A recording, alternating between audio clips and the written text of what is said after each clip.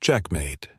The word dropped like a stone in the glittering silence of Aurora Tech's 10th anniversary gala. Hundreds of employees stood frozen champagne glasses halfway to their lips as Evelyn Storm leaned back in her chair and rested her manicured fingers on the edge of the mahogany chessboard. Across from her, the CFO, a man twice her age and twice as proud, blinked at the black queen that had cornered his king in a flawless German chess formation. The crowd erupted. Applause thundered through the glass-walled atrium overlooking the New York skyline. Evelyn rose slowly, smoothing her ivory blazer. Her voice was calm, crisp, magnetic. "Chess is simple," she said into the mic the event host had nervously offered her. "Life is noise." The crowd laughed politely, unsure whether it was arrogance or poetry. Evelyn didn't wait to explain. She simply turned her heels, clicking sharply on the marble floor as she walked off the stage. From the far back of the room, near the catering carts and the cleaning staff, Noah Beckett paused with his mop handle in hand. He wasn't supposed to be there. Janitors didn't attend galas, but he'd been called in last minute after the catering crew spilled champagne on the floor. He watched Evelyn Storm glide past the crowd, her presence commanding like gravity. Her expression never cracked, not a smile, not a flicker of emotion. Cold as the board she just conquered, he thought. Then her voice came again through the microphone, steady and distant. "Let's make this more interesting. From now on, anyone in this company who can beat me in German chess earns an instant promotion. No interviews, no committees, just pure merit." Gasps and murmurs rippled through the hall. Someone whispered, "She's joking." Another laughed. Who'd dare? But Evelyn didn't smile. Her words landed like truth. Talent should never hide behind job titles, she said, looking straight at the executive table, but her eyes lingered a heartbeat too long on the back row where janitors and technicians stood. Then she walked away the crowd, parting like a tide. Noah lowered his mop. He didn't know why his heart thumped harder than it should have. Later that night, long after the guests had gone, the atrium was quiet again. The lights dimmed to soft gold reflecting off the glass chessboard still sitting on the stage. Noah pushed his mop bucket across the marble, humming faintly to himself. 8-year-old Sophie, his daughter, sat cross-legged near the corner drawing on a napkin. He was on the night shift, and sometimes when her babysitter couldn't make it, she came along and stayed quietly in the lounge with her crayons. "Daddy," she whispered, eyes glancing toward the stage. "That lady, she's really smart, huh? Smart, yeah," Noah murmured, wringing out the mop. "And tough. Probably doesn't even sleep." Sophie grinned. "You could beat her." He laughed under his breath. "Sweetheart, she's a billionaire CEO. I'm a guy who cleans up spilled coffee. But you used to be the best," she insisted. "Mom said you could beat anyone." His hand froze mid-motion. It had been years since anyone mentioned his chess past years, since he'd packed away the trophies, the newspaper clippings, the invitations he never answered. Before hospitals, before the insurance forms, before everything collapsed. He smiled faintly, masking the ache. "That was a long time ago, Peanut." Sophie tilted her head undeterred. "She said you only quit because you got tired of people being mean." Noah blinked. He'd forgotten his late wife ever said that. "She was right," he said softly. "People forget kindness when they want to win." Sophie looked at the chessboard on stage, its pieces still frozen in Evelyn's victory. "Then, maybe she needs someone nice to beat her," she whispered. Noah chuckled. "That's not how the world works, kiddo." But as he returned to his work, he noticed something odd, a sheet of paper lying near the CEO's office door. It was a printed memo, creased and forgotten. Aurora Tech German Chess Challenge Official Registration Form. The bold letters stared back at him. He picked it up. Just a formality, surely some PR stunt. Yet, as he read the line, "Any employee of Aurora Tech may enter," he hesitated. He looked through the glass walls toward the distant skyline. New York glowed like an endless circuit board, alive and indifferent. Somewhere up there, people like Evelyn Storm made choices that changed lives. Down here, he just mopped up after them. Sophie came over tugging his sleeve. "Are you gonna fill it out?" He smiled sadly. They'd laugh honey. They laughed at David, too, before he beat Goliath. He stared at her, this tiny girl with her mother's stubborn eyes, and something inside him shifted. By midnight, the building was empty. Noah stood outside Evelyn's office door. The hallway smelled faintly of disinfectant and citrus polish. He could hear the quiet hum of the city through the glass walls. He hesitated, the form trembling slightly in his hand. Every rational part of him screamed to walk away. He had Bill's responsibilities, a child to raise. He didn't need attention or ridicule. But then he remembered Sophie's words, "You could beat her." For a long moment, he simply stared at the frosted glass nameplate, Evelyn Storm, CEO. Then, with a quiet exhale, he bent down, slid the form under the door, and straightened up. A single act of madness, or maybe courage. He turned to leave. Behind the glass, the lights flickered on. Evelyn had been inside the whole time. She watched the shadow of the man walk away, her reflection overlapping his in the glass. Her eyes narrowed not in anger, but in intrigue. "A janitor," she murmured. "Interesting." She picked up the paper he left, reading the name written in careful block letters, Noah Beckett. Her lips curved not quite into a smile. Then, let's play. By the time Noah and Sophie stepped out into the cold night, the city had quieted. He carried her asleep in his arms, her head resting on his shoulder. For the first time in years, he felt something stirring beneath the exhaustion, something dangerous, exhilarating, and terrifyingly alive. Not pride, not defiance, something smaller, more fragile. Hope. And somewhere high above in her glass tower office, Evelyn set the form neatly on her desk beside the chessboard, aligning it perfectly to the edge like the first piece of a new game. "Wait!" The janitor murmurs fluttered through Aurora Tech's towering halls like startled birds. By morning, the news had already spread. An anonymous submission to Evelyn Storm's German chess challenge had been made. And by noon, someone leaked the name Noah Beckett, night janitor, floor 7. Whispers turned into chuckles. Chuckles into snickers. Noah, who? He cleans the break room fridge. Bold move, or suicidal. Outside the executive conference room, employees gathered in clusters, phones and hand eyes flicking toward the clock. The match was scheduled for 3 p.m. sharp. Inside, Evelyn sat alone at the far end of the room, black pieces already arranged on her side of the board. Her posture was perfect expression, unreadable. A faint smirk tugged at the corner of her lips, not out of mockery, but fascination. This wasn't arrogance. Evelyn Storm was many things, but careless wasn't one of them. "Let them laugh," she murmured, aligning her rook with surgical precision. "The quiet ones always surprise you." At 2:59 p.m., the door opened. Noah stepped inside wearing his cleanest uniform and a pair of worn leather shoes. His eyes scanned the room, noting the marble table, the high-tech cameras in each corner, and the dozen executives pressed silently against the back wall, pretending to observe neutrally. He said nothing. He simply walked to his seat across from Evelyn and nodded. "Mr. Beckett," Evelyn said without looking up. "Do you know the rules of German chess?" His voice was calm, low, unshaken.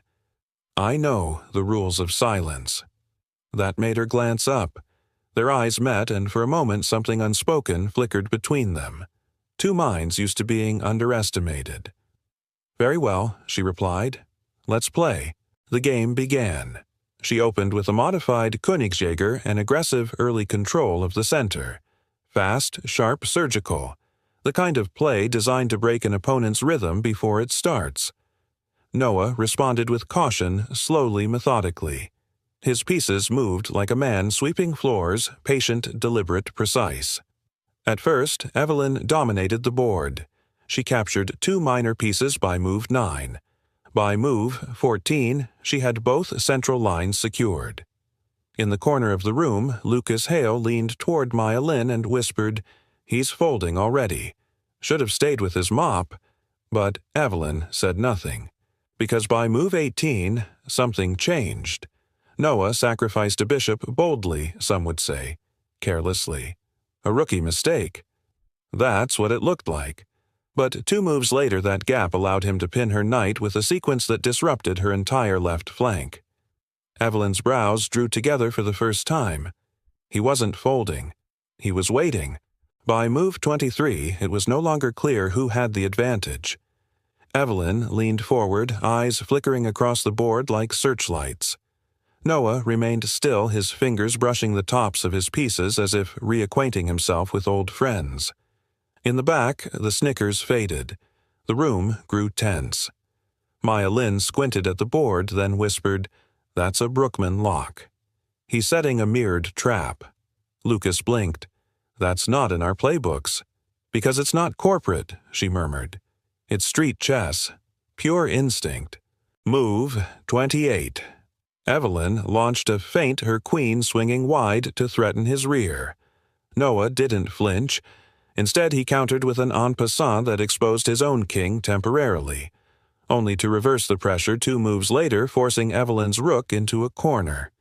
It was a calculated vulnerability, a move only someone with complete control would dare. By move 32, it was clear neither would win this cleanly. Noah stared at the board, then back at Evelyn.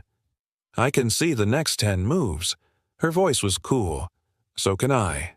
"Then you know it's a draw." She leaned back, fingers steepled. "Draws mean fear." Noah shook his head. "Draws mean respect." A long silence. Then Evelyn extended her hand. "Let's settle it next week. Same time."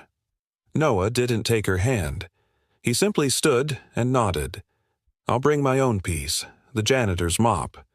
For a second, Evelyn almost smiled. As Noah exited the room, Lucas Hale approached Evelyn.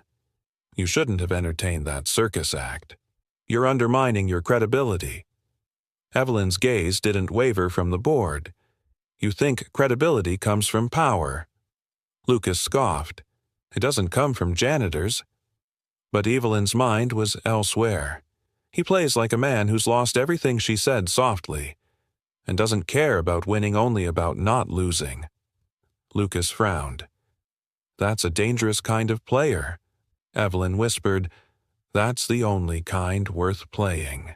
Downstairs, Noah stepped into the locker room, his hands still faintly trembling, not from nerves, but memory. He opened his locker and pulled out a folded napkin. Inside, a child's crayon drawing a chessboard made of bottle caps. A stick-figure janitor facing off against a tall lady with a crown. Sophie had drawn it last night. At the bottom, in lopsided handwriting, she'd written, "For Daddy, beat the Queen." Noah smiled.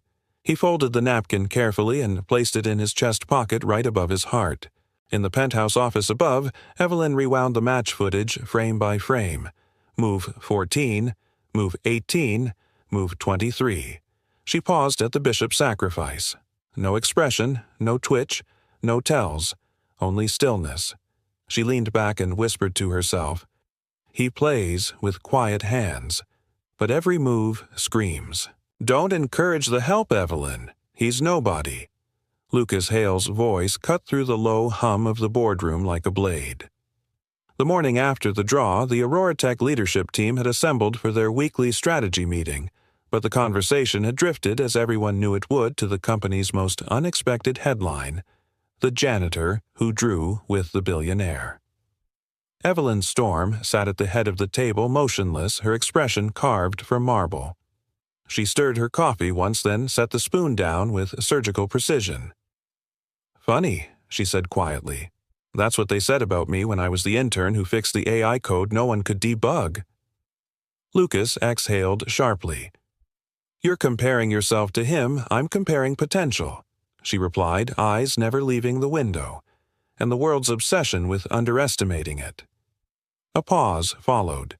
The executives exchanged wary glances. No one dared press further. Outside the boardroom, employees pretended to work but kept one ear tilted toward the glass walls. The whispers were everywhere now, fuel for gossip, coffee breaks, Slack messages. The janitor plays German chess. He nearly beat her. "Did you see the replay? That bishop trap. He's a ghost. They can't even find his LinkedIn. Rumors had a way of mutating faster than truth. That afternoon, Evelyn returned to her office on the top floor, a minimalist glass box suspended over Manhattan. Her assistant, Maya Lin, followed quietly, balancing a tablet and a latte. Schedule for the day, Evelyn asked without turning. Board call at 4, investor dinner at 7, Maya said, scrolling through notes, and a few dozen interview requests. Everyone wants to talk about the game. Decline them. Already did, Maya said with a small smile, though one headline was surprisingly poetic, The Queen and the Janitor. Evelyn's eyebrow lifted. Cliché sells. Maya hesitated, then spoke softer. You looked different yesterday, Evelyn. When you played him. Different human. Evelyn finally looked up. Her voice cooled. Be careful, Maya. Humanity doesn't close billion-dollar deals. But even as she said it, she felt the words tremble slightly in her chest. Down in the sub-levels, Noah worked quietly in the staff break room, replacing a flickering bulb. His coworkers kept glancing at him like he'd sprouted wings. Man, you really went up there and played the boss, one asked. Guess I did, and lived to tell the tale, another laughed. Noah smiled faintly, still breathing. Gotta say the first janitor said you got guts. She's scary. Noah looked up at the humming fluorescent light. Fears just respect wearing a different coat. That silenced them for a while. By evening, Evelyn couldn't stop replaying the match in her head. It wasn't just the moves, it was the way he'd looked at the board. Calm, unhurried, like someone who saw the whole picture before anyone else realized they were even playing. It unnerved her and intrigued her. So she made a decision. She opened her internal database and searched Noah Beckett. The screen blinked. Position Janitorial Staff Night Division. Date hired 2020. Previous employment blank education blank notes. Excellent record. Polite. Declines over time. Her fingers drummed against the desk. Then she did something she almost never did. She bypassed the HR firewall. Within minutes, she had access to archived records, and there buried in an old regional news scan from 1999, she saw it, local prodigy Noah Beckett wins U.S. Youth Chess Championship at age 14. The photo was grainy, but there was no mistaking him. The same quiet eyes, same steady hands, standing beside a trophy nearly as tall as he was. Evelyn leaned back, slowly exhaling. A prodigy. Her mind clicked into motion. Why would someone like that end up here mopping floors? The next morning, she summoned Maya. Get me everything you can on Noah Beckett. Past education, family, anything public. Maya blinked. Should I tell him? No, Evelyn said. Not yet. I want to understand what I'm dealing with. Maya hesitated. You mean who? Evelyn looked out at the skyline, her voice barely a whisper. No. I mean what? That night, as the building emptied, Evelyn walked the quiet halls of Aurora Tech, a place she rarely saw after hours. The city lights shimmered against the glass. Her heels clicked softly on the polished floor. Then she stopped. Down the corridor, she saw Noah kneeling beside a vending machine, fixing a jammed coin slot. Sophie sat cross-legged beside him, drawing something on the back of a shipping box. Dad looked, the girl chirped. I made you, and her Noah looked down. The drawing was two stick figures sitting at a chessboard, one wearing a crown, the other holding a mop. Between them, a heart. He smiled faintly. That's accurate. Evelyn hesitated at the corner. She could walk away, pretend she didn't see. But something about that small, pure moment pinned her to the spot. Then Sophie noticed her. Hi, she called brightly. You're the Queen Lady. Evelyn froze. Noah turned startled. Oh, Miss Storm. Sorry. She, likes to draw. Evelyn stepped closer. I can see that. Very talented. Sophie grinned. Want to play again? Daddy says you're brave. Evelyn's breath caught. Brave. No one had used that word for her in years. I don't think your dad meant that, she said softly. Sophie shrugged. He only calls people brave when he likes them. Noah cleared his throat, flustered. All right, Soph, time to pack up. But Evelyn knelt beside the girl. You know, she said gently, your dad's move with the bishop yesterday, that was brave too. Sophie beamed. He said it's not about being brave, it's about not being scared to lose. Evelyn looked at Noah. Their eyes met steady, searching honest. And for the first time in a decade she felt something shift inside her admiration, not born of power, but of integrity. Later that night in her office, Evelyn poured herself a glass of wine she didn't really want. Her reflection glimmered in the dark window. She replayed the image of the little girl's crayon heart over the chessboard. You're dangerous, Mr. Beckett, she whispered to herself, because you remind me I'm human. She picked up her phone and dictated a message to Maya's schedule rematch. No audience, no cameras. Tomorrow night. Then she added one more line almost as an afterthought, and tell security to let his daughter wait in the lounge. Down in his small apartment that night, Noah sat on the couch watching Sophie sleep beside a pile of sketchbooks. The city lights spilled through the blinds, painting soft, silver stripes across the floor. He opened a dusty wooden box, the one he hadn't touched in years. Inside were old medals, a cracked chess timer, and a faded photo of his late wife holding baby Sophie. He whispered into the quiet, "Looks like I'm playing again, Grace." He smiled sadly, but this time not for trophies. He glanced at the drawing Sophie had made the janitor and the queen. This time he murmured for something real. Close the blinds. No live stream. Evelyn's voice echoed softly through the executive boardroom. This time dimly lit the city outside, glowing like scattered stars. The chessboard sat in the center of the table, reset gleaming under a pendant light like a stage before curtain rise. No audience today, no press, no staff peering through glass walls, just Evelyn Storm and Noah Beckett. She took the black pieces again, deliberate, calculated, unapologetically dominant. Noah walked in wearing the same Navy janitor's uniform, but this time his steps had changed.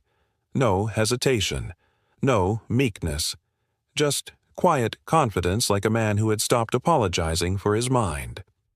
Evelyn gestured toward the white side of the board. Your move, Mr. Beckett. He sat down, then smiled slightly. No trash talk today. I don't talk trash, she replied, meeting his gaze.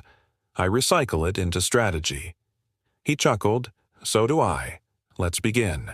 The opening moves were clean, tense, a variation on the German defense, subtle but strategic.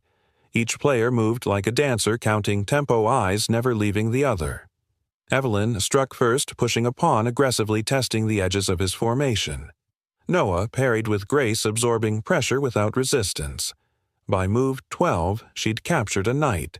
By move 15, he'd pinned her bishop. By move 19, neither had blinked. In silence, the pieces told a story only they could hear. At move 22, Evelyn leaned forward. Her voice was low. Why did you really enter this?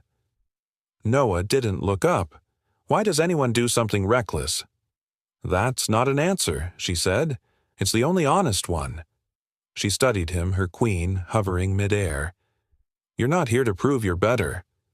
No, he said. I'm here to remember I still am. She made her move. Still what? He moved his pawn. Capable. The word lingered. Move 28 changed everything. Noah sacrificed his queen. Evelyn stiffened, caught off guard. It was suicidal on the surface. But then she saw it, the trap. 3 turns ahead, her entire right flank was exposed. It wasn't recklessness. It was trust, trust in foresight, trust in the endgame. You play like a man who's been burned, she murmured. He met her eyes. You play like a woman who doesn't know if she's alive. The silence thickened. Then she smiled, a small tragic curl of the lips. That makes 2 of us. Move 35. She launched an attack, calculated, relentless. It forced him into a corner, but not checkmate. Not yet. He defended like stone, immovable, quiet, exact. His rook slid across the board with the grace of someone who had studied not from books, but from brokenness. The match stretched past 40 moves. Sweat beaded on Noah's brow. Evelyn's breath grew slower, deeper. By move 45, the board was stripped bare, just 3 pieces each, and one mistake from either would cost everything. Noah looked up.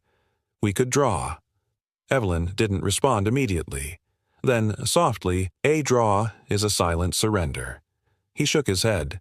No. A draw is when 2 storms refuse to break each other. She studied the board, studied him. Then, with the softest sigh, she moved her rook and laid her king on its side. Checkmate. To herself, Evelyn stood slowly.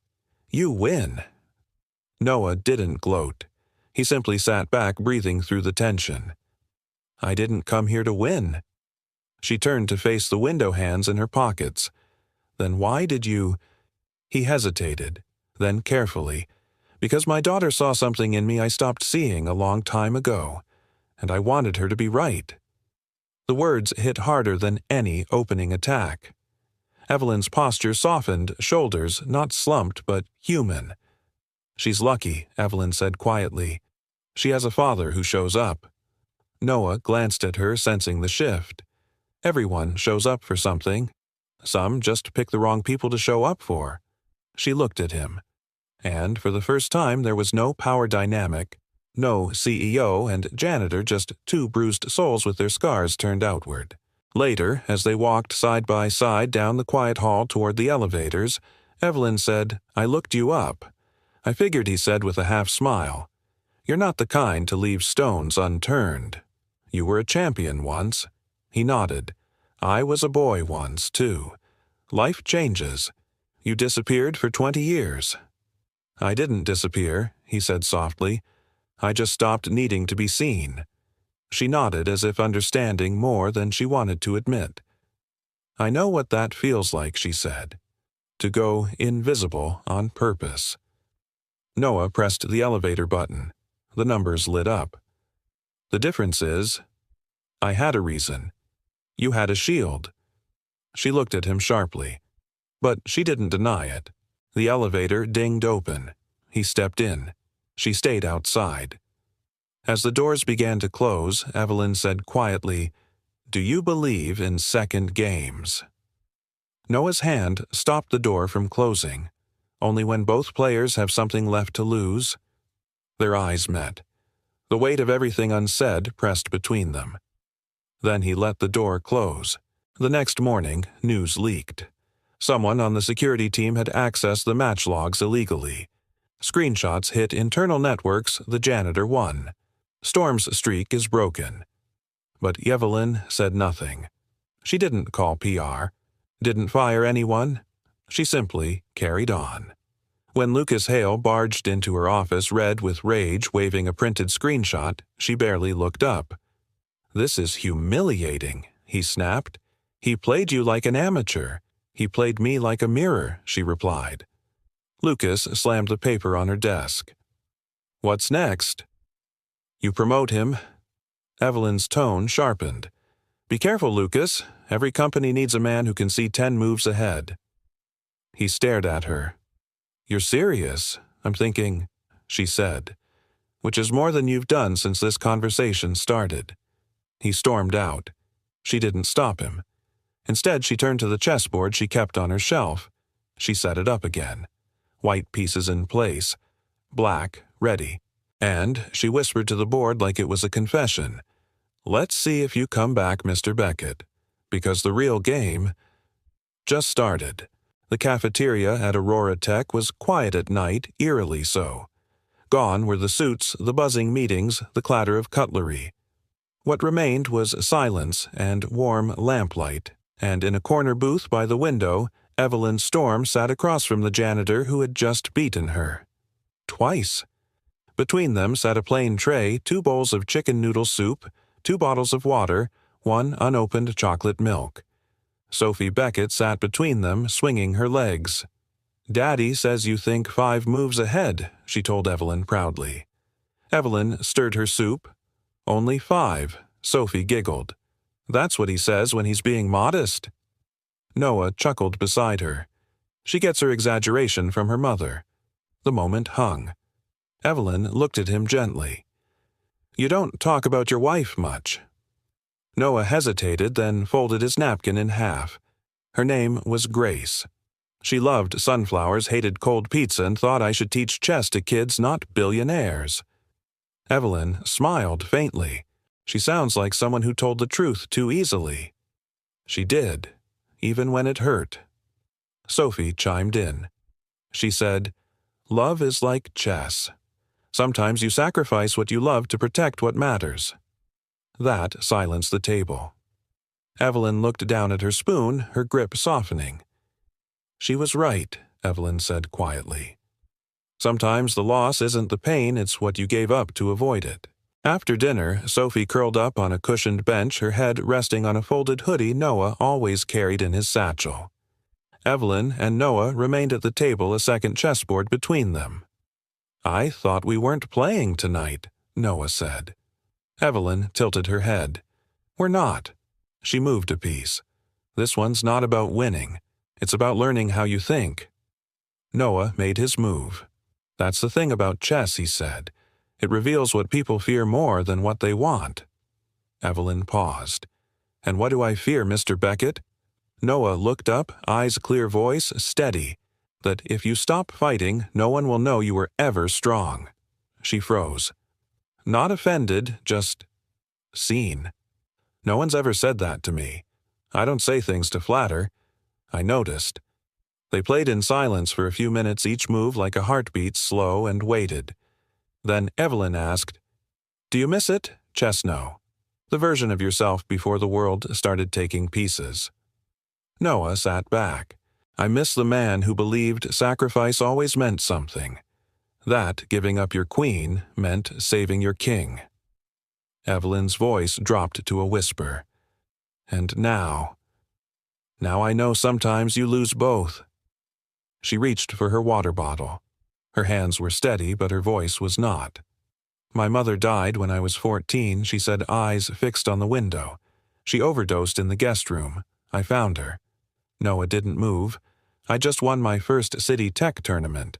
Came home with a ribbon. I thought she'd be proud. Instead, she was cold. Literally." The words sat between them like fog.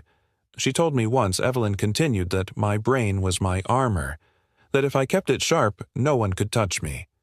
Noah nodded slowly. "That's not armor. That's exile." She met his eyes. "I know that now." He didn't offer pity, just understanding. Sometimes that was more healing. The next morning, Evelyn called her assistant. "Maya, cancel my investor brunch." There was a pause.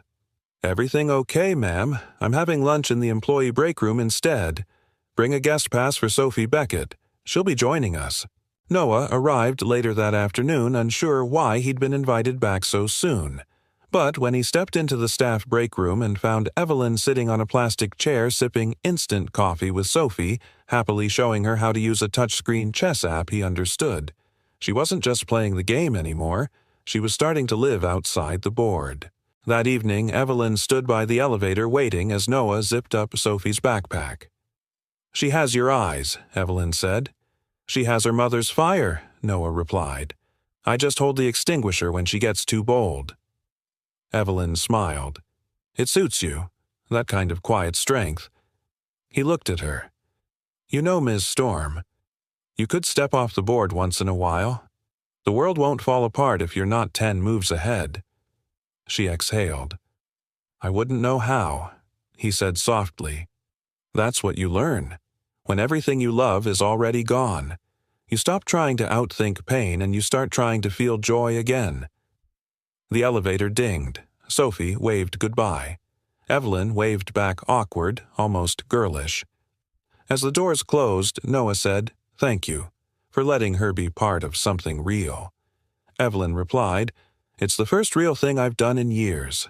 That night, Evelyn didn't go home.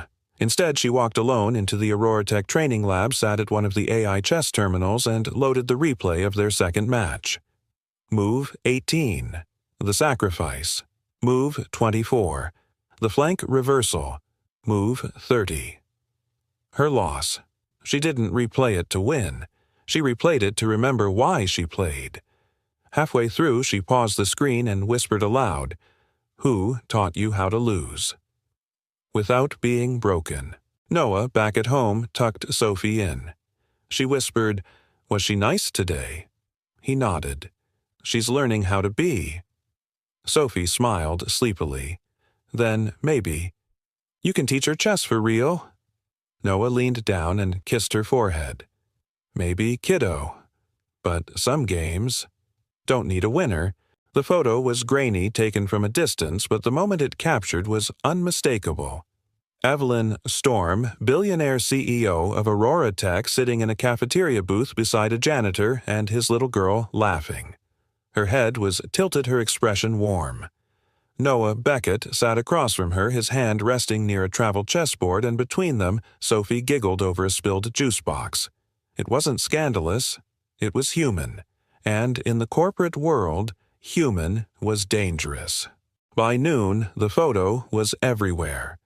Internal memos couldn't contain it. Breaking storm in hot water over janitor connection. Candid. CAO moment or professional boundary breach is Aurora Tech's stability at risk. Lucas Hale burst into Evelyn's office holding a printout like it was a court summons. His face was flushed.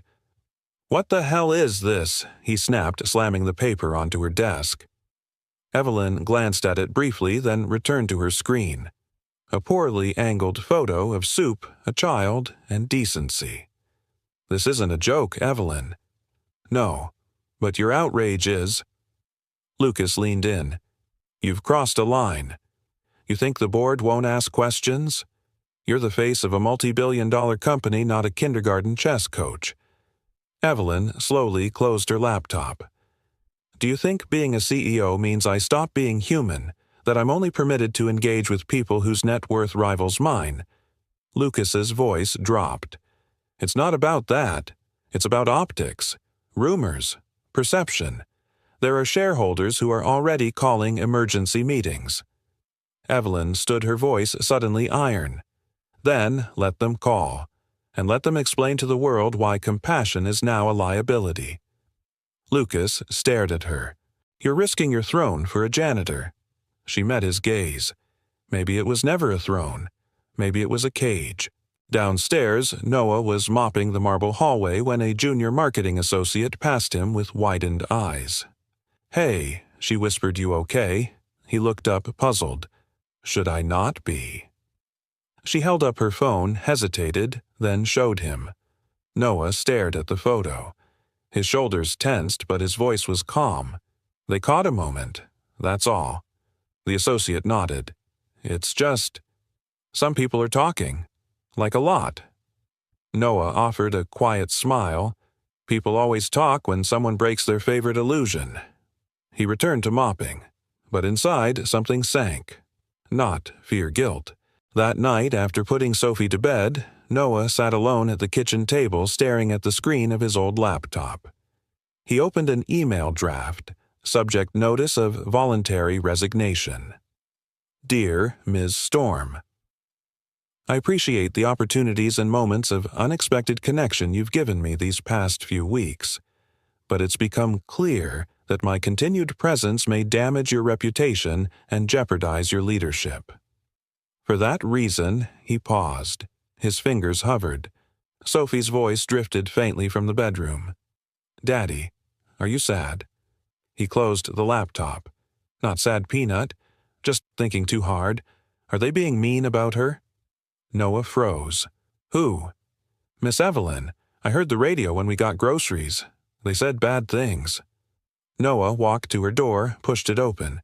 She sat on the bed knees, tucked to her chest. Her eyes looked older than 8. "She's nice, Daddy." "She listened when I talked." She looked like she wanted to cry but didn't know how. Noah swallowed. "Sometimes, people forget that leaders are people first." Sophie's voice was soft. "So don't let her forget." The next morning, Noah entered Evelyn's office unannounced. Maya tried to stop him, but Evelyn looked up and nodded. "It's fine," she said. "Let him in." He stepped inside, holding the printed resignation letter in his hand. "I didn't want to embarrass you," he began. This got out of hand. I should have. Evelyn raised a hand. "Stop." Her tone was calm, but there was steel underneath. "I've read the rumors. I've seen the headlines. But I also know who I am and who you are. And I won't punish honesty because it makes people uncomfortable." Noah took a breath. "You're putting yourself in a firing line, Evelyn." She met his eyes. "Maybe it's time someone did." He placed the letter on her desk anyway. "This is my choice. I won't let Sophie grow up watching her father be the reason someone good falls." Evelyn stared at the letter. Her fingers hovered above it. Then she pushed it back toward him.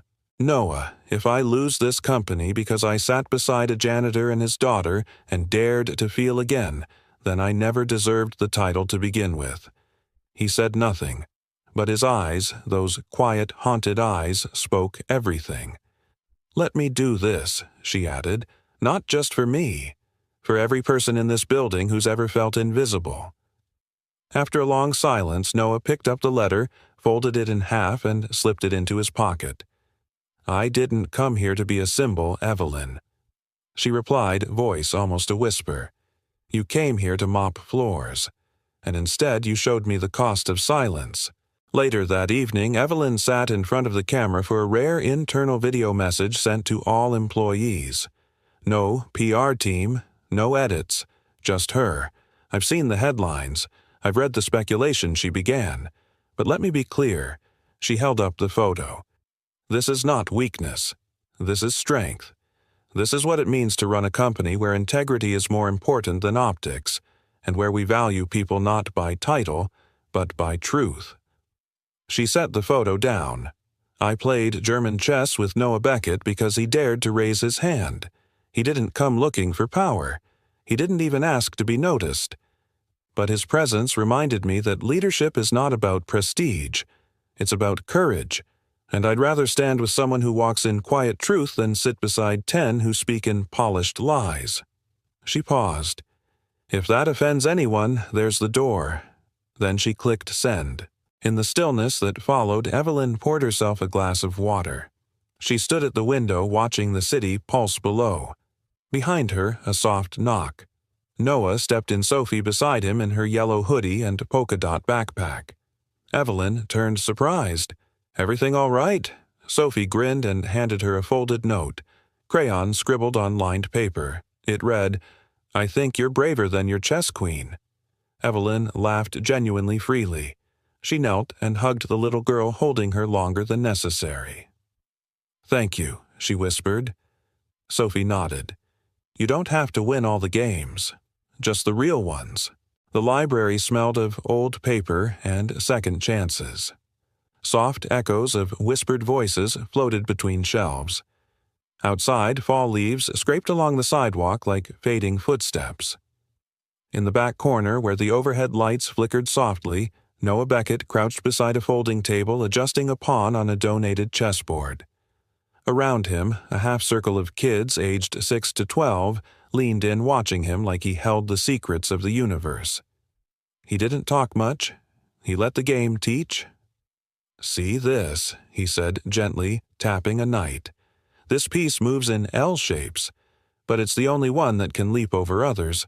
Sometimes it's the ones who don't move straight that change everything."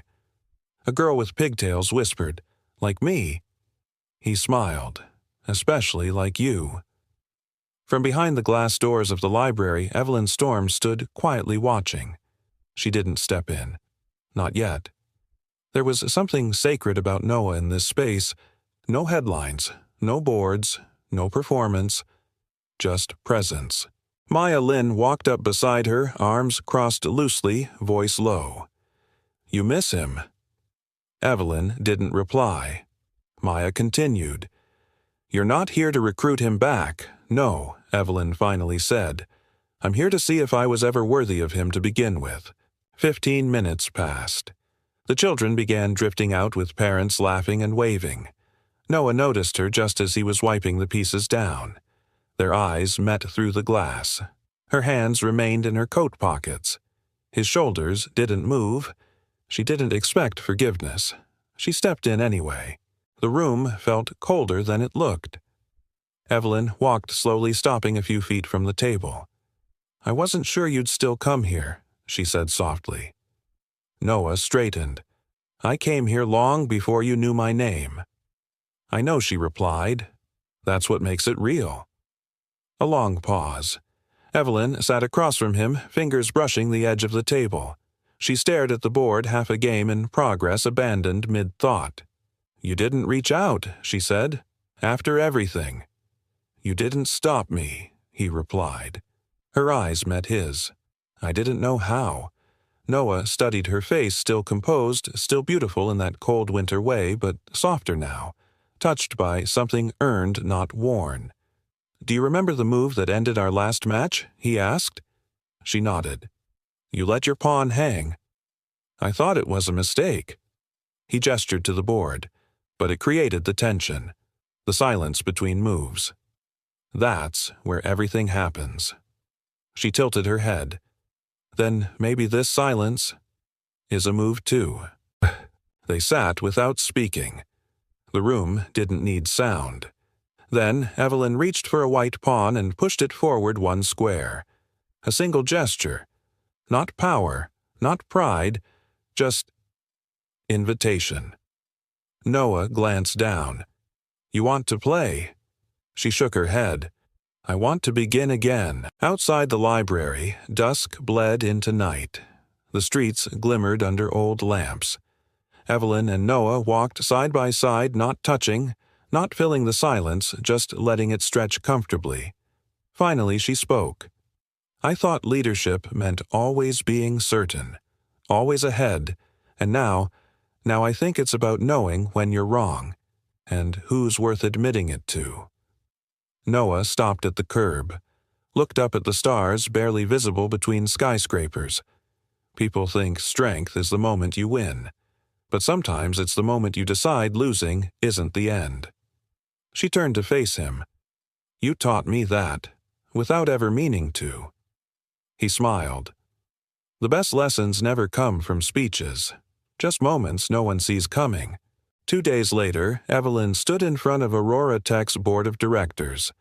A quarterly meeting, once routine, now pulsed with quiet tension. Lucas Hale sat across from her, arms crossed, smirking.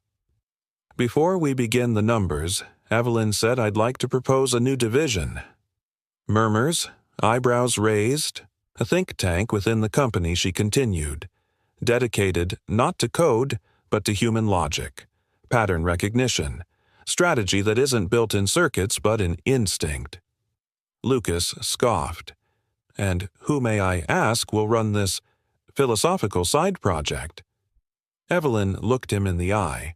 A man who once cleaned these halls but saw them clearer than any of us. Silence. Then she said the words that shifted everything.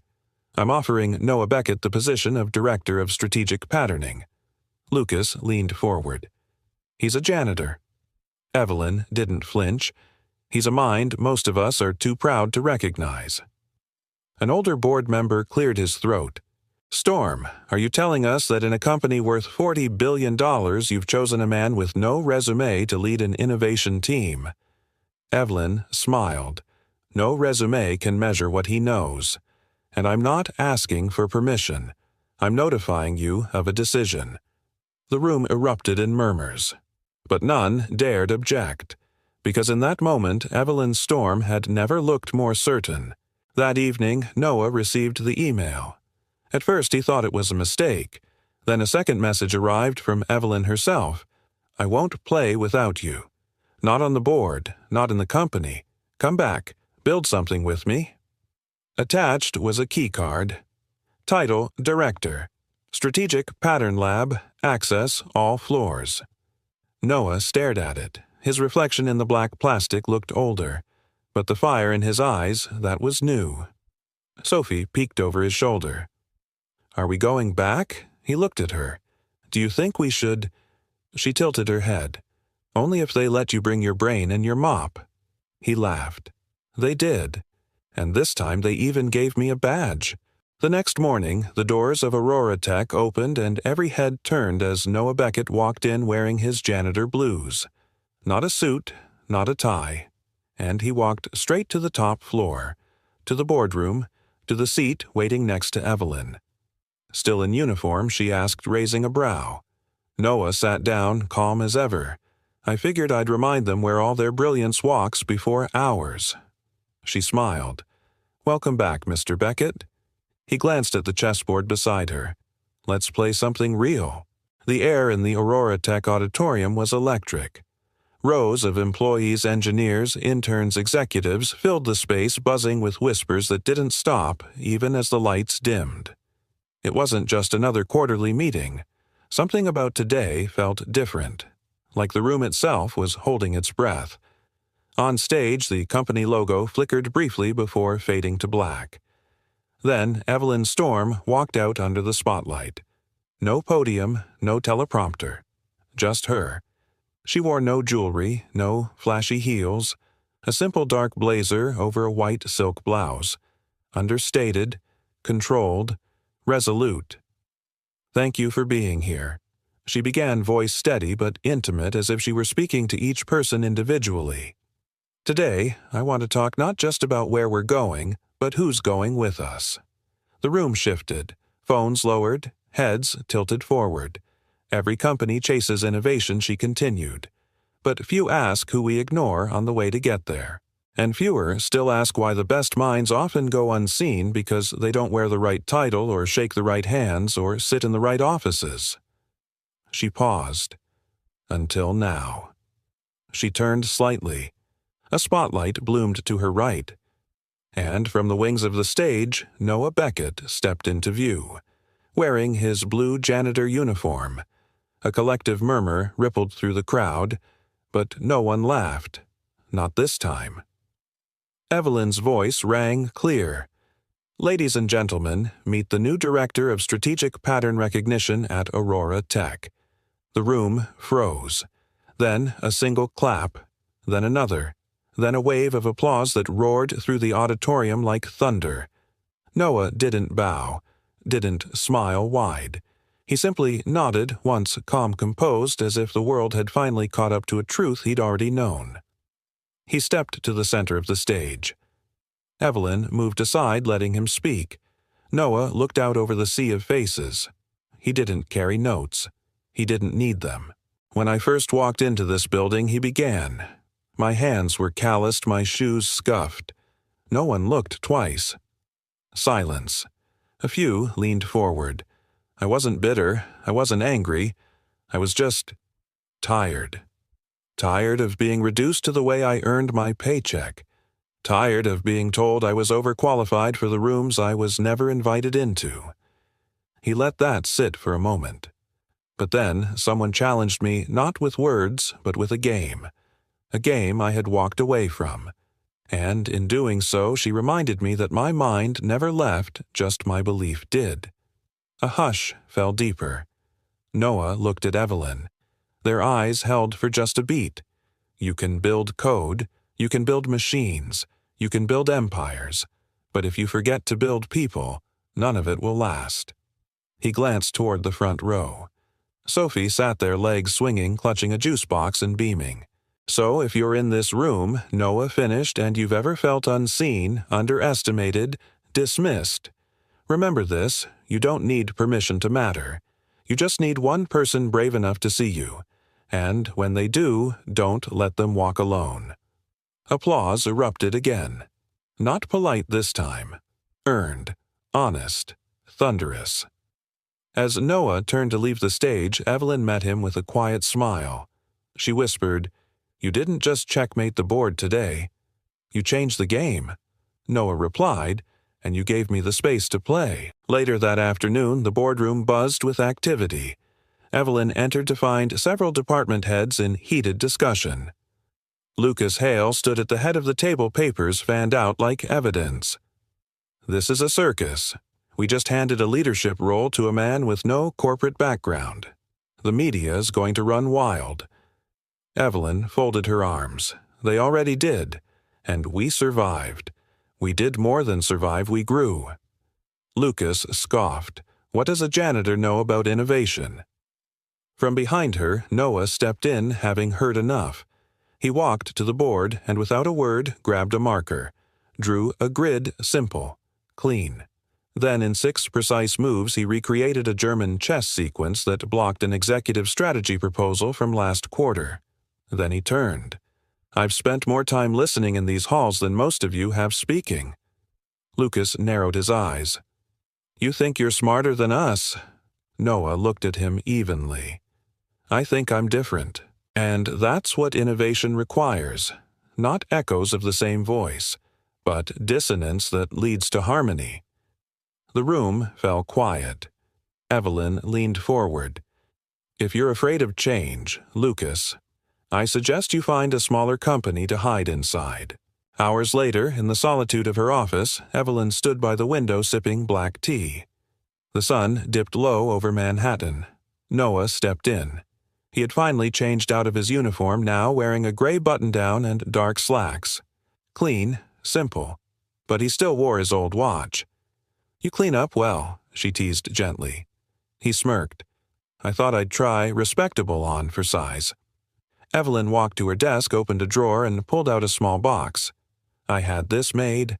Inside was a custom chess piece, a janitor figure holding a broom in one hand and a queen in the other. Noah stared. Is this your idea of a trophy? No, she said softly. It's a reminder that sometimes the strongest pieces aren't made, they're found. Noah looked up, something flickering in his expression. You know, he said, voice lower, for years I thought my story ended when Grace died. I stopped dreaming, stopped risking, because loss teaches you to survive, but not to live. Evelyn stepped closer. And now he met her gaze. Now I'm starting to believe the second game might be the one that matters. She didn't speak, didn't need to. Their silence said everything. That night, the lights of Aurora Tech stayed on late. Not because of deadlines, but because something had shifted. A new division, a new kind of leadership, a janitor turned director, a CEO who remembered what it meant to feel. And in the center of it all, 2 people, once strangers across a chessboard, now moving toward something far more difficult than strategy. Trust, respect, connection. The real endgame had begun. There was no audience this time, no cameras, no press, just the soft hush of after-hours stillness and the steady hum of the city bleeding through the glass walls of Evelyn Storm's penthouse office. The lights were low. One standing lamp cast a golden glow over the coffee table where a travel-sized German chess set waited. Pieces already in place. Noah Beckett walked in carrying 2 mugs of tea, one black, one with honey. He set them down without a word. Evelyn looked up from the board and nodded. Black or white, he asked. You choose. He slid into the seat opposite her. I'll take white. For once, I'd like to start first. She smiled faintly. Control freak? He smirked, only on odd-numbered Tuesdays. They sat in silence for a moment, sipping tea. The kind of silence that didn't weigh down but rather warmed the room like a blanket earned familiar. Then Noah moved his first pawn. Deliberate. Center forward. Evelyn mirrored the motion. And the 4th game began. It was slower than the others. Gentler. They weren't attacking so much as revealing testing ideas, not egos. Evelyn studied Noah's posture. Calm as always, but there was something softer now. Less guarded. Less like he was defending something invisible. You've changed, she said, moving her knight. Noah glanced up. I've remembered. Remembered what that I'm more than what broke me. The words hung. Then Evelyn said, That makes 2 of us. By move 15, Noah sacrificed a minor piece to gain control of the right file. Evelyn raised an eyebrow. Risky? He shrugged. Some moves are made not to win, but to prove you're no longer afraid to lose. She held his gaze for a second too long. Then, consider me proven. They played deep into the hour's steam, curling from their tea mugs, the only sound the quiet slide of pieces and the occasional breath. By move 34, Evelyn had the upper hand. A rook, a bishop, and an aggressive flank.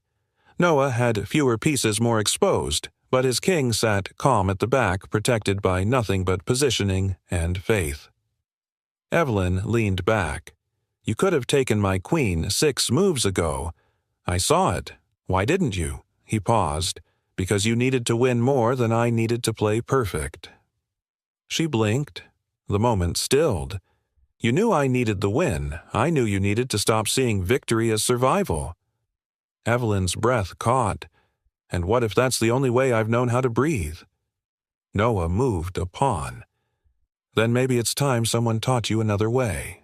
A few moves later, Evelyn made the final strike. Checkmate. She looked down at the board, then up at him. "I won." He smiled. "I know, but you could have stopped me." He stood slowly, walked toward the window looking out at the city. "You ever hear the story of the pianist who played the wrong final note at Carnegie Hall?" She shook her head. They asked why he didn't correct it.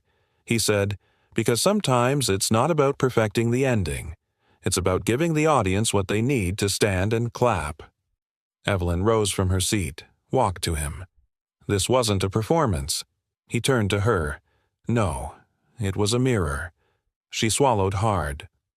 "What do you see when you look at me, Noah?" His voice was low, steady. "I see a woman who spent her life outrunning ghosts, who mistook silence for strength and pain for fuel."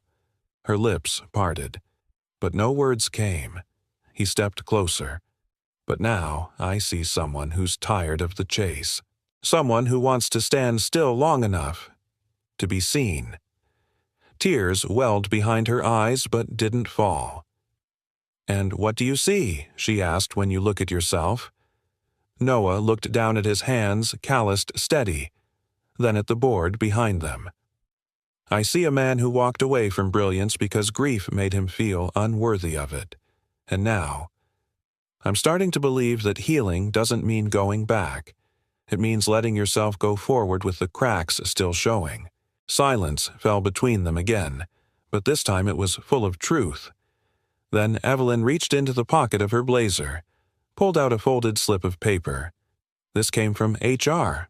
Noah unfolded it. Permanent contract, executive division, full benefits, salary listed, title director of strategic pattern recognition. He looked at her. "You're not afraid anymore." She replied, "Not of what people say, just of what I might lose if I don't stop running." They returned to the board, pieces still scattered from the final move. Evelyn gently set the white king back in place. "Let's play again," she said. Noah tilted his head. "We just finished." She met his gaze. "That wasn't a game. That was a conversation. Let's play for real this time." He smiled. "Real sounds good." Outside the glass walls, the city pulsed with life. Cars moved below like veins of light. Somewhere, a violin played from a neighboring rooftop. Inside, they began again. No grand speeches, no tension. Just two people finally stripped of armor daring to meet each other not as adversaries, not as titles, but as equals. The fourth game was no longer about checkmate. It was about belonging. It was a quiet Sunday morning. The kind that wrapped the world in softness, muted city sounds, golden light through sheer curtains, the air still thick with dreams. At the top of Aurora Tech's headquarters, Evelyn Storm wasn't reviewing earnings or fielding investor calls. She was kneeling in front of a little girl trying unsuccessfully to wrap a silver ribbon around a lopsided gift box. "This is harder than negotiating a hostile acquisition," she muttered. Sophie giggled from the couch. "You're tying it like a pretzel." "I like pretzels. That's not how bows work." Evelyn looked up, strands of her hair falling from its usual severe bun. "All right, Miss Professional. You do it." Sophie hopped down, took the ribbon, and in 3 smooth moves tied a perfect bow. "Ta-da!" Evelyn blinked. "Remind me again why you're not CEO yet." Sophie grinned. "Because I still need my afternoon nap." Evelyn laughed a sound still unfamiliar on her own lips, but one she was learning to trust. She sat back watching Sophie proudly place the finished box into a canvas tote. "Do you think he'll like it?" the girl asked. Evelyn's smile softened. "He's going to remember it for the rest of his life." Noah Beckett arrived at the rooftop garden a little after 10. The sky was clear, the kind of blue that feels earned after a string of gray days. Evelyn stood near the fountain, her silhouette framed by ivy-covered trellises and the low hum of bees drifting around late summer lavender. He paused before stepping forward. She turned, catching him mid-smile. "You're late," she teased. "I brought coffee. That buys me 5 minutes, only if it comes with one of those chocolate chip muffins." He held up a brown paper bag. "You're learning my ways." She took it gratefully, and they sat together on the bench near the koi pond. A quiet passed, not heavy or hesitant, just shared space. Then Sophie skipped up the steps holding the tote like a sacred artifact. "Daddy," she beamed, "we made something for you." Noah looked between the two of them. "You two are conspiring again," always Evelyn replied.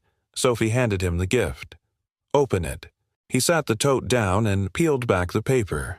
Inside, nestled in soft tissue, was a Lego chess queen, white bricks for the dress, tiny gold blocks for a crown. But what made him pause was the base. A black pedestal with a handwritten tag and Sophie's careful printing to the queen who finally played for love. Noah didn't speak. He simply stared at the little figurine, his breath catching somewhere between surprise and something far deeper.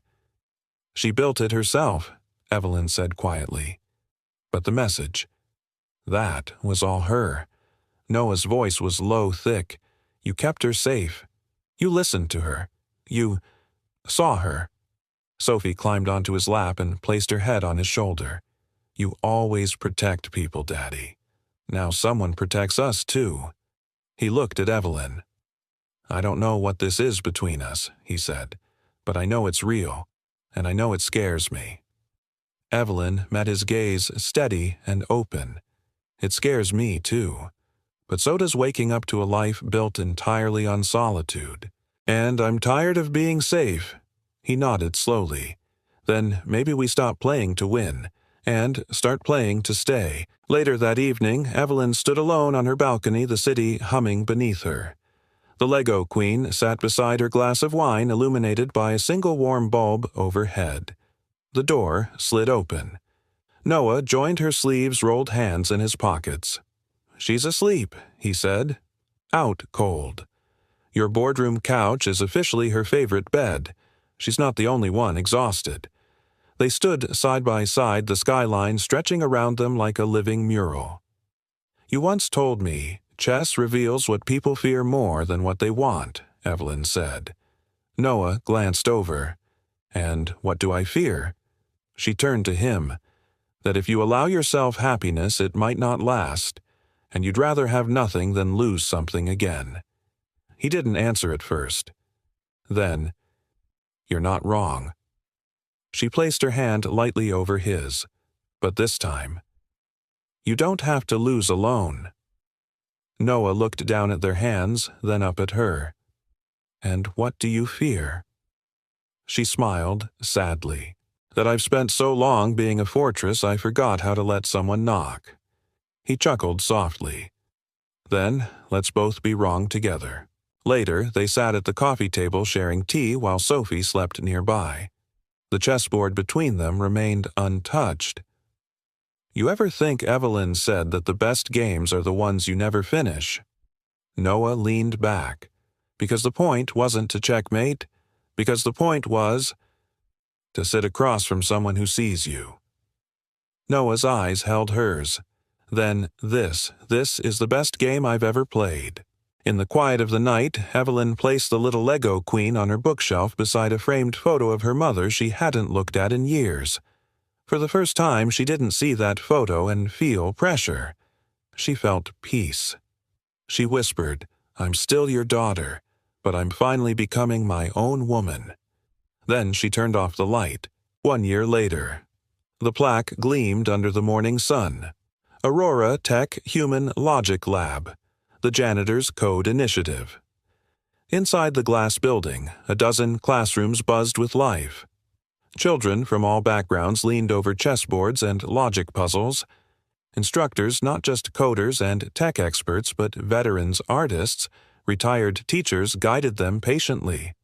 No one wore ties, no one wore suits, only curiosity and kindness. At the center of it all, Noah Beckett stood in front of a whiteboard sketching a fork pattern on a chess grid while a group of 7th graders watched with wide eyes. "You don't need to be the fastest," he said, tapping a knight. "You just need to see differently, because the world doesn't belong to the loudest piece. It belongs to the one who waits for the quiet opening and moves with purpose." A boy raised his hand. "Is it true you used to be a janitor?" Noah smiled. "I still am. In my head. Every morning I clean the part of myself that doubts I belong here." The class chuckled, but one girl at the back scribbled that line in bold across her notebook. In the hallway, Evelyn Storm walked slowly, watching from behind the glass. She wore no makeup today, just jeans and a white blouse, her hair loosely tied. Freedom looked good on her. Maya Lynn stepped beside her, holding a tablet. Enrollments doubled. Press wants an inside story again. Evelyn shook her head. "No cameras today. Just let it be real." "You sure?" Evelyn smiled. This story was never written for headlines.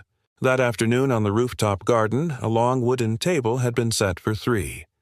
Bowls of tomato soup, grilled cheese sandwiches, and a slice of apple pie in the center Sophie's request.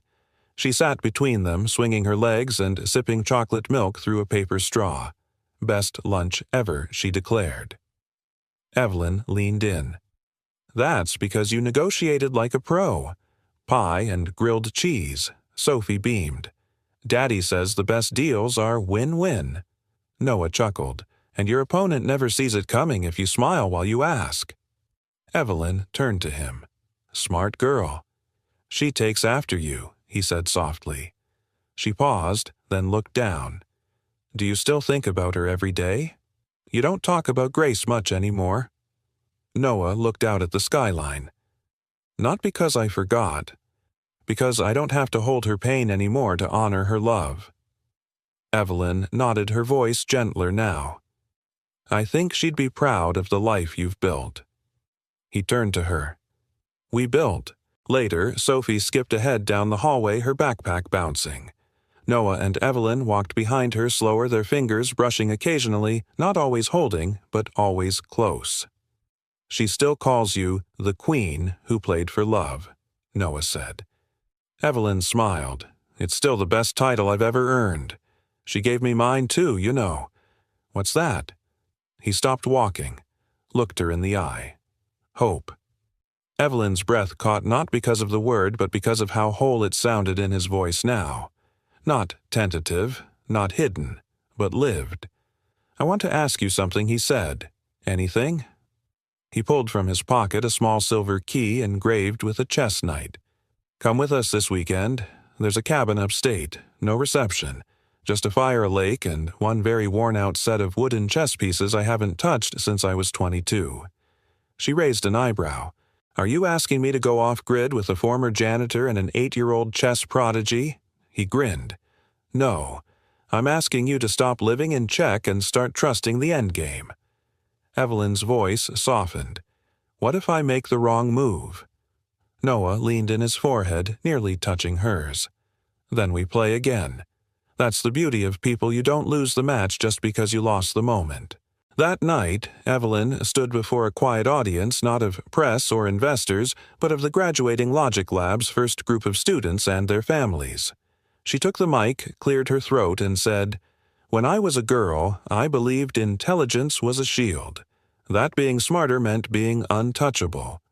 But the truth is, no amount of brilliance matters if it doesn't make the world a little softer, a little kinder." She looked at Noah in the front row. Sophie leaned against him, already asleep. "I used to play to win. Now I live to connect." And it started with a man who walked into my world and didn't try to impress me. He simply showed up. Consistently. Honestly. Fully. She held up a tiny Lego queen, the one Sophie had made now encased in a glass cube. And it turns out, the strongest piece on the board isn't the one with the most power. It's the one who moves after understanding what the other pieces have been through.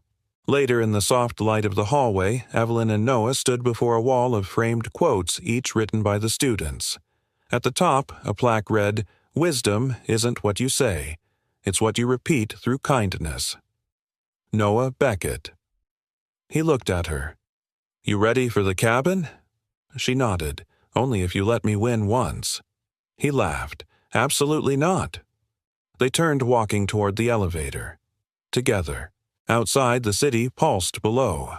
But on the rooftop, in that small sacred space they'd built, a janitor found purpose, a CEO found peace, and a child gave them both the gift they didn't know they were still allowed to receive a second chance at something real. Central Park. 1 year later, autumn leaves drift through the breeze. Evelyn, Noah, and Sophie sit at a public chess table wrapped in scarves and gentle laughter. A tourist walks past and whispers, "Isn't that Evelyn Storm?" The other shrugs. Thought she was married to some guy in tech. She is, the guy who changed everything with a mop and a move. Sophie slides a pawn forward and grins. "Your turn, Daddy." Noah looks at Evelyn. She's getting too good.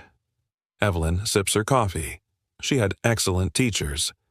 As the camera pulls back, a small wooden sign on the table comes into focus. Even pawns change the game, if they keep moving forward. Sometimes the quietest people carry the loudest truths. And sometimes, the janitor isn't just cleaning up the mess. He's reminding us all what it means to build something that lasts. If you've ever known someone who showed up quietly, who changed a life with kindness instead of credentials, or maybe you've been that person, we'd love to hear your story. Where are you watching from today? Drop your city, your town, or just a hi in the comments, because this little storytelling corner is ours. And if this story touched something in you, if it made you feel seen, heard, or reminded you that second chances are real, please consider sharing this video with someone who might need it too. And, hey, don't forget to subscribe so you never miss another story about redemption, love, healing, and the power of simply showing up. From our hearts to yours. Thank you for spending your time with us today. Your presence means more than you know. Until next time, keep moving forward. Even pawns change the game.